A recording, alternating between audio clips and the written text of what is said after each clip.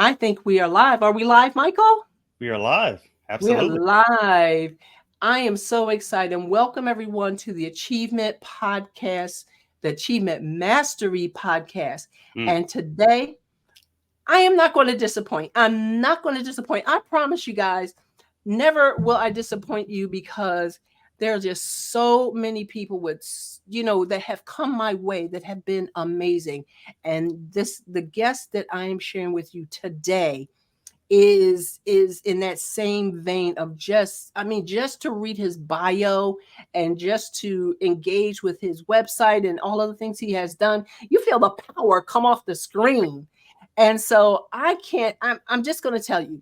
So he is a dynamic trainer, speaker. He's certified with some of the most powerful people on the planet. He is an IT guy. He is the tech coach for the techies. Excuse me. I'll have to edit that out. He is the tech coach. This is going to make me edit. Oh my God. I may not, because It's y'all know, good. y'all It's have to good. know that we're just real people, okay? Yes. Yes. And the skills that we're demonstrating right now are perseverance and fortitude. So Yeah. those are two things that you have to know how to do. But this gentleman, he is beyond imagination, in that he is a technical person who can communicate to the average person and get them to understand. He's a presenter with excellent skills. He is touted in so many different arenas, and he is a loving father. He's a loving husband. And I just want to introduce to you none other than the amazing Michael Pope. Michael, welcome to the show. Janice, thank you so much for having me on your show and for that warm introduction. I truly appreciate it. I am Michael Pope, the Coach's Tech Guy. Thank you for allowing me to share with your community today. Well, we want to thank you for making the time to share with us today, because you have so many amazing skills that can be leveraged, and skills that could be shared with the audience. We might have to make this a twofer or a threefer or something along those lines, because I just think that you just have so much, Michael, to offer. So to get started, you come from an IT background, or you're in an IT environment, and your profession is IT, information technology. For those who don't know what IT might mean, but it's not it. And you come from that background, but then you have an ability to connect the people who can and do, and the people who need to be able to do, in order to make their jobs easier and their profession much more profitable, and definitely flourish even the more. So I want to know, how did you get started? What made you gravitate toward information technology? Oh, great question, Janice. So for me, when I was in, I believe, the sixth grade, between the summer of sixth grade and seventh grade, my mom purchased me my first computer. I was a gamer as a kid, and she purchased me my first computer. It was a Commodore 64 computer, heavy, massive computer, Wow. very slow.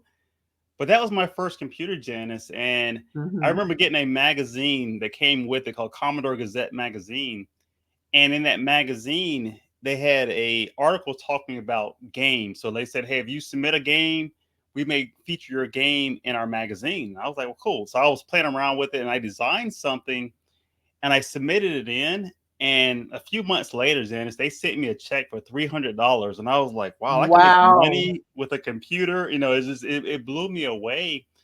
But it also I was in the seventh grade at the time, and from that point, I knew that I wanted to do something with computers. So when I went to from middle school to high school, I started taking computer programming classes and computer science classes, because I knew that I wanted to major in the IT or computer science field.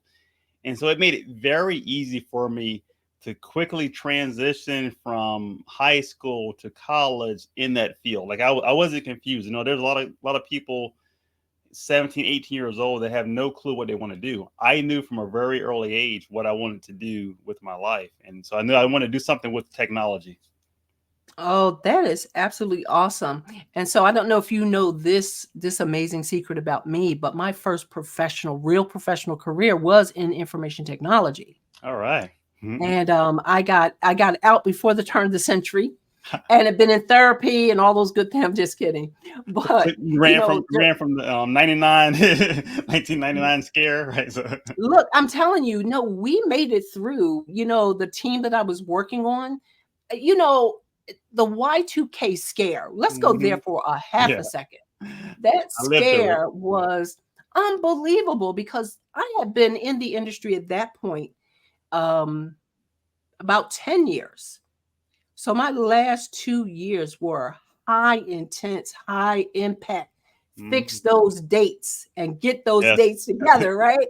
And so, so I did escape right after we finished all of the stuff we had to do just before the Yeah, clock Y2K. turned. Mhm. And so I understand that I understand the gravitational pull for that high profile, highly paid kind of environment. But when I went to school for computer science, um, I really did not have a concept of what it really was. And for my first year, 2 years, I really struggled with making it through, and then had to restep because when you pay more attention. And Mhm. so I was paying more, so therefore I started paying more attention, and that became really good at what I was doing. But the very beginning, I thought that, for at least for my mind, that I just couldn't make the connection in Mm. the IT world. But it seems like, you being a person who was a gamer and all that stuff, you just came right out of the gate into that industry, just guns blazing. Yeah, I think I'm a natural problem solver, and so learning how to use technology to solve problems, I mean, it was just a win-win for me. Right. Yeah. And it absolutely is an amazing field. And you have been doing so much with regard to the transitions, because I know that the technologies that you use now, of course, are the cutting edge technologies. Were you back in the day with well, about 30, you've been in the industry for 30 Almost 30 years. years. Yeah. So you remember a little bit about COBOL, OS, Yep. JCL, and all that kind of stuff. Okay. So, but now you're very current. I mean, doing the things that are I'm are sort of current, right? It's like it's okay. with technology, unless you're focused on it 10 hours a day, like you get left like because it's going so fast. Like you Right. think about like 2 years ago, no one was talking about AI, even though it's existed, as you know, for years, Right. decades, right? But no one was really thinking about it. However, now everyone is an AI expert, you know. Uh, so yes, Right. it goes They get fast. 2 prompts under their belt and they're an Yeah, expert. yeah. Mhm. Yep, exactly. Yeah, but it's definitely more than that. As a matter of fact, the episode that we just dropped yesterday, this person is an AI expert for real, and I really would love for you to take a look at that. And for those who are watching and Yeah, joining us, absolutely. look at this one, of course, all the way through, and then go and look at the one with Angela Heath, episode 4. Angela Heath, she is absolutely amazing and doing some amazing things. So, you were an IT person. Mhm. You could communicate. You had a few words, and you weren't afraid to use them. Well, So you I'll actually correct you there. I was a typical IT person, so I was a okay, total introvert, terrified of public speaking. I okay, would rather send you an email versus having a one-on-one conversation with I you. got you. And in 2003, I joined Toastmasters because I knew I wanted to Mm, change. I knew that in order to succeed in anything, I had to learn how to communicate with people. right. So I joined Toastmasters in 2003 to overcome my fear of public speaking, and that turned into a passion of mine. And I'm still Yeah. in Toastmasters, 20 years later, because of the change that I saw in myself as a result. Okay. Well, then that's awesome. But so you were introverted, but you were still able to communicate, or no? Did No, you have that challenge? I could communicate if you forced it out of me. Okay. However, I would never speak up. So Janice, Okay. I would literally be sitting in meetings, and they would be discussing, oh, we need to solve this problem. I would quickly solve the problem in my head. I knew the answer, but I doubted myself. I had that Okay. imposter syndrome, self-doubt. So I would be like, I solved this too fast. It's probably wrong. Someone else has the right answer, right? So I would wait and wait and wait. Mhm. And other people would have similar ideas. And I was like, man, I knew the exact, I had the same idea that person had. And of course, they would get credit for it because I wouldn't speak up. Yeah. Okay. Well, awesome. Then Toastmasters, and we'll actually put the link in the show notes somewhere around here. We'll put them in the show Somewhere around notes. here, yeah. Yes, exactly. Because Toastmasters, as you know, I am a product of the Toastmasters world also. And Toastmasters has done a lot for me and a lot of people. And depending upon where you are, you might end up like Michael if you just decide, okay, I need a little bit of oomph. I need somebody to give me some confidence. I need to be able to stand up in front of the room, and that's great to know that the program not only worked for a person like me, but worked for a person like you. And there's so many other people. Yes. So that's great to know, because sometimes, an introvert does not mean you can't communicate. It just means you're hesitant to do so. Hmm. But the Toastmasters really did propel you into that space. Then that just makes it even the better of an organization to I be a agree. part of. So shout out to Toastmasters and Dan Rex and all of his people and what they're doing over there on the in the Midwest, because they're not on the West Coast anymore. So in the Midwest. But so you joined Toastmasters, you put it all together, you had the technical competence, you had the ability to problem solve, and then you put the communications in the Yes. mix to give you the gas to become the person that you are right now. So I want to ask you this question, Michael. You are the coach's tech guy. Why do coaches need a tech guy? Where did the coaches miss the gap that they actually need somebody to come in with their toolkit and get them up to speed? Where did we miss the gap? Because I'm a Yes. coach, you're a coach as well. Hmm. But Yeah. where did the coaches miss the gap? Yeah, this is so funny you asked that question, Janice. So what happened with my story is in 2019, I joined the John Maxwell team. And when I joined the John Maxwell team, I knew I wanted to be a speaker, trainer, and coach. And my goal, Janice, was to hide the fact that I had an IT background. I wanted to completely transition away from IT and just focus on speaking, coaching, and training. Right. But what I quickly realized is that, and because of COVID, right, there are a lot of amazing coaches out there. However, they don't, a lot of them struggle with the tech side of things. Like even Mm-hmm. something like this, right? I've had so many clients who said, hey, can you help me set up my podcast? Can you show me how to use StreamYard properly, or how to use Zoom properly, or Restream, or whatever platform, right? How to submit things to Spotify. Right. There's a lot of people who are, like I said, they're great at coaching, and they go through the steps to learn how to coach properly, and they can get results.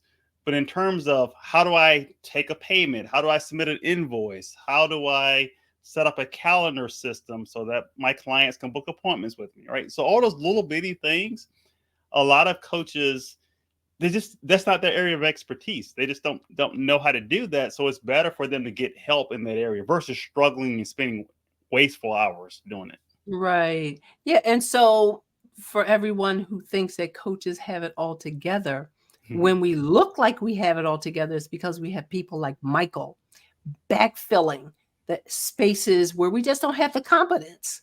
Yeah, exactly. Now, sometimes we don't have, you may not have the cash to cover the competence. And so you struggle, and you Hmm. might be able to learn how to do it. But how much easier is it to hire somebody with a skill set like Michael, who can come in, show you what it is you need to do, but then also do it for you if in fact you want him to step in and fill that space where he has the brilliance, and then you can fill as a coach or a teacher or a trainer or even a doctor or whomever. You stay in your space, you collaborate or partner with a person like Michael to alleviate your challenge, and give you the boost you need. And so that's Yeah, a marriage made in heaven with regard absolutely. to, being functional and finding out how to do business at a higher level so that you can get some things done and sleep at night. Yes. And sleep at night, because when you're worried about learning something that you really don't have a competency for, that really Or a you joy shouldn't for it, worry. right? Yeah, You're like, I really don't want to. Yeah. yeah. So, it's like, why? It's like if I owned a supermarket and I had to make everything that was sold in the supermarket. So, I'm the And then put Anjali the woman. registers together to take the payments and all, and to fix all the Right. lights and Yeah. like, no, you Yeah. hire So that out, right? yeah. So if you have a competency in this case with a person like Michael, you can backfill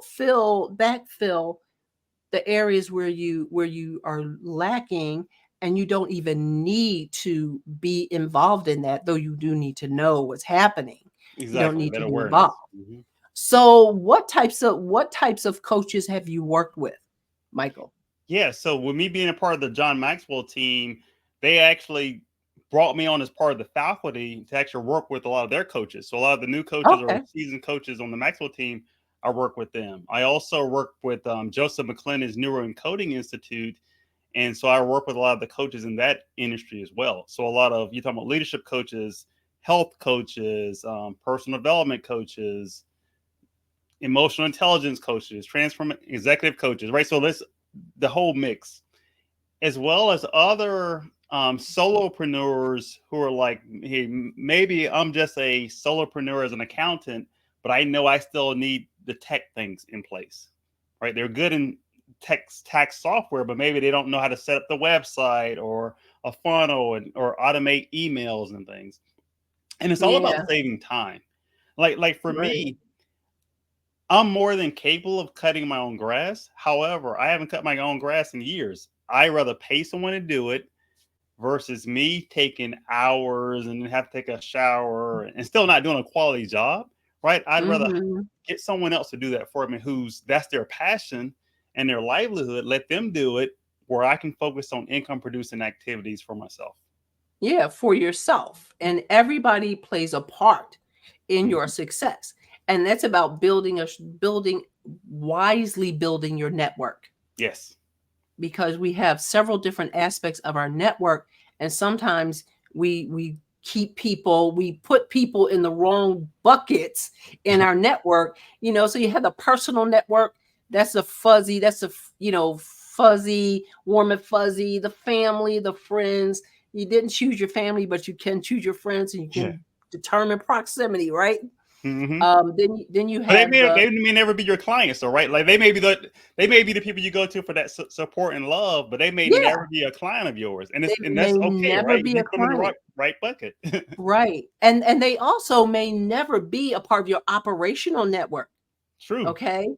Even though a person may have a cousin who works in IT on their job, that may not be the person to do your website. Exactly.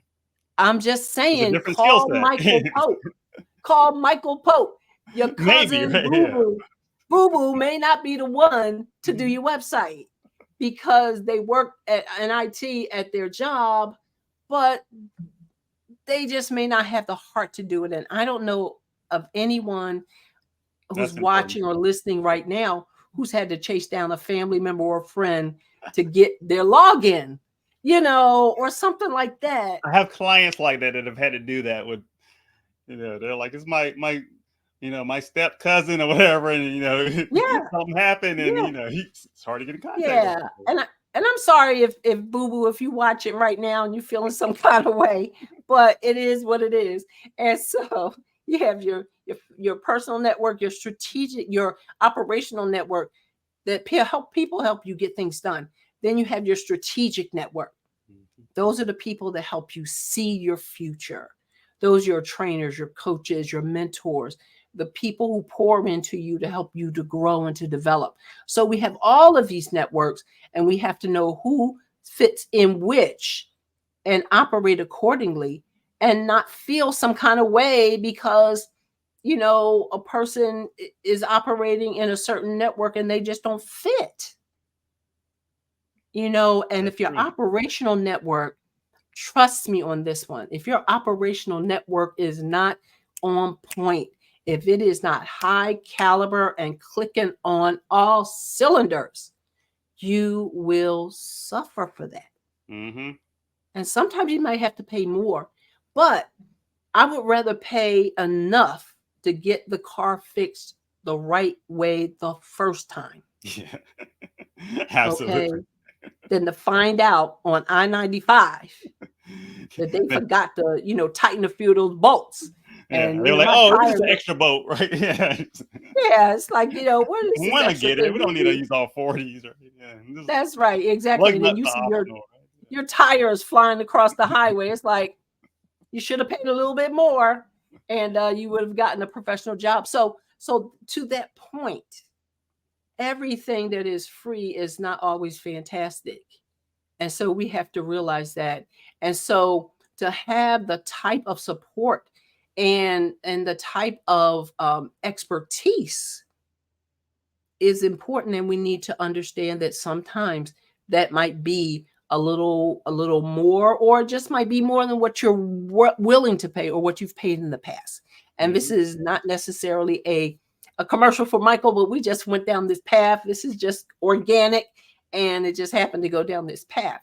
But again, going back to adding into your business, adding into even what you're doing personally, sometimes you need to have that support. And if you're a coach and you're watching this, or if you're a teacher and you're watching this, or you're a professional and you know that there are glitches in how you try to operate, you need to consider, what kind of professional do I need in my operational network to move this to the next level? So true. So true. Because it could be one tweak that could just help you to take off. So, Michael, you mentioned two people, and I know there's a third, but you mentioned Oh two yeah. people who are pretty amazing. You mentioned John Maxwell, you mentioned McClendon, Yep. Joseph McClendon correct? III. And then you didn't mention, but I'll Les, mention Mr. Les him, Brown. Yeah. Les Brown. Les Brown. So give me an idea, my friend. Do not hold back. So Tell me, yeah. tell So me about I'll start that with engagement. Les. So I had an amazing opportunity. So I've had two opportunities to meet with Les personally, in a small group setting. So the first was we traveled down to Atlanta. There was maybe 10 of us in a room, and I was given an opportunity to interview Les Brown. So interview him one on one. He did a personal testimonial for me right there on the spot, which was pretty cool because he's very I grew up listening to Les. He was one of the first black people that I ever saw on television doing speaking and all of that outside of a pastor. And so I had have great respect for Les. But meeting him in person, he's so down to earth, and his memory, to be his age and to be as sharp as he is. I mean, he was Yes, pulling out quotes and statistics left and right, passion. And you're talking about somebody that's like at 80 years old, but still got that fire in them. Is yes, absolutely amazing human being to be around. Yeah, yes. and I was able to meet him because of my relationship with Joseph McClendon III, because Joseph and Okay. Les were friends, and so I was able to share a stage, speak on the same stage as Les Brown and Joseph McClendon in the same day. So that was just an amazing feeling right there to be backstage with Les and get to chat with them a little bit there as well. I mean, it was a cool feeling. Yeah. And so how did you actually come down off of that high? That's a whole nother session right there. And then Yeah. you are affiliated with John Maxwell, the Yes, Maxwell team. yes, yep. So So on the tell us Maxwell about that team, experience. yeah, Mm-hmm. so that's been a great experience for me. That was really my door opener because that was Mm-hmm. the first organization I joined. So John's book, Mm-hmm. one of his books, Developing the Leader Within You, Mm-hmm. was the first book on leadership that I ever purchased and read. Okay. And I read that book, and that book, John taught me that leadership is influence. And he taught me that I can actually call myself a leader right where I'm at if I'm willing to influence people. And we all have the ability Right. to influence, whether it's good influence or bad influence, right? We all have that ability. But for me, that really changed the way I saw myself. Because growing up, I never saw myself as a leader. Like I was around a lot of hardworking people, but I didn't see that as being leadership at the time. I do now looking back, but I would say, oh, he's just a landscaper, or or he cleans other people's houses. Like, because my great grandfather, I would go to work with him, and he would be cleaning people's houses, or they're doing their lawn work or whatever, cutting grass, whatever. And sometimes I'll be working with them, but I didn't realize that he was a leader and that he was properly influencing Hmm. me on good work ethic and how to respect other people's property and how to communicate with people with respect. Right. And I didn't realize it at the time, but now looking back, I see that now. That's awesome. That's awesome. And you said one thing, and you said a lot that was amazing. But one key thing you said, that was the first leadership book that you bought and read Yes, yes. and read, because buyers are not leaders, readers Readers are are leaders. leaders, Yes. you know, and it's important to buy books of value. And I have the full complement of John C. Maxwell's leadership, book library. I mean, I Yeah. started with the 21 Irrefutable Laws of Leadership, Oh, good one. and he is just absolutely amazing. And to be able to, move into that opportunity that he made available and to leverage it the way you have, to be certified with him, and then also to help some of the coaches that work with him with their technology, Yes. right? Which is an amazing thing because it speaks to your credibility and your abilities. So, what was in your life, if you could pinpoint one aspect of life, what was the one aspect of life that was the tripwire for you finding that space to pivot? What was that? So for me, it goes back to my grandfather, Joseph Pope. He adopted my father when he was a baby, but he always raised us like his own. And I remember him telling me, so my grandfather, he was a double amputee, so his legs were cut off below the knee. He had on heavy prosthetics, but he always believed in serving other people, Janice. And I remember Mm, him telling me, he said, Mike, you have to make serving others part of who you are. And for mm-hmm. the longest, I didn't really get it. I didn't understand it. But today I fully understand it. And in fact, when I was 19, he won this award. So I actually had this award right here on my desk, right? The Thomas Jefferson Servant Leadership Award. I mean, so I keep it with me as a reminder. And I would witness him serving other people despite his quote unquote handicap and all of that, and just Mm, just his joy for doing that. And so that's kind of what I'm known for, as being a server, and always treating people with patience as best I can, and serving other people. And that was really what did it for me. It's just realizing the importance of being a server, and adding value to other people first. mhm. That is what's opened up so many doors for me, and constantly gets me clients and repeat clients and things, just because of my willingness to serve them and add value to them. Okay. So I guess this is almost a backpedaling a little bit, but maybe not.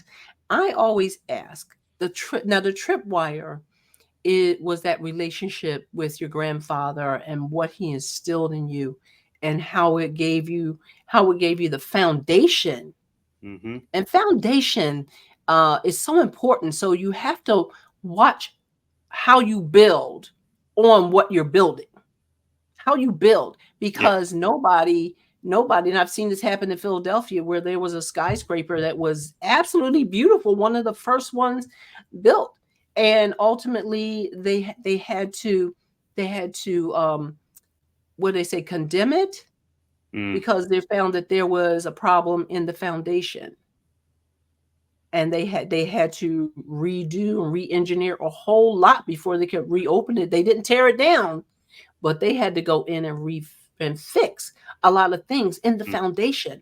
And so if we don't have a firm, solid, well-crafted foundation, whatever we're building on it can be faulty. Yep. You know, and the higher you want to build, the better that foundation and the deeper that foundation needs to be. So, you know, I love the story, the fact that you have your grandfather's medal right there as a reminder. That is amazing. So the question that may be a backpedal, maybe not, we'll see what happens. But this question is, of all the skills that you have, what one skill, if you could talk to the audience directly, because there are people who are watching this. Some of them are on point with you. Some of them are watching this because they love you. Some of them are watching this because they love me. Yay. But then there are other people who also have an affinity for wanting to do better and to grow. And maybe they're in a place where they're stalled and stuck. What one skill would you suggest that they could use or implement? Maybe it's been a part of your own repertoire of skills that could help them to move forward. Yeah. So Janice, if I had to narrow it down to one, right, there's a lot I could think of, but if I had to narrow it down to one, it would be discipline. Oh, yeah. And discipline is my mentor, Joseph McClendon says that discipline is doing the prescribed activity no matter what, even and especially when it's difficult. And the thing is, it's going to be difficult at times, right? Sometimes to be consistent and to have that discipline to do what you know you're supposed to do, sometimes it can be tough. You may not want to do it. You may not feel like doing it. But if you get that discipline down, you can succeed in anything, right? If you take any sport, the most disciplined athletes typically win. When it gets to the point, like especially like in the NBA, I used to love hearing Kobe talk about the discipline that he had, how he would show up like hours early before his teammates and he would work out. Right. And then he would stay after hours later to work out, even though he was the best on the team, right? He was the best in the league at the time. Right. But he still continued to discipline himself with those habits of success. And I think that's the main thing. Because if you get the discipline, you can take a disciplined person and you can equip them with knowledge and they'll succeed in that field. You can take the most knowledgeable person, but if they don't have discipline, they'll never succeed. It'll just be wasted talent. You'd be like, oh, that person used to be good. Right. Yeah. John Maxwell, one of his books, Talent is Not Enough. Yep. Or is never enough. You know, and that's very true. And we've seen a lot of talented people who, you know, are talented, but they never. He's got such good potential. He could have been an amazing singer. Yeah, if he had just done something right. Right. And you know, and that word right there, potential, when you're 5 or 10, it's a great word. But when you're 50, what that means, I'm not gonna say what that means when you get to be 50.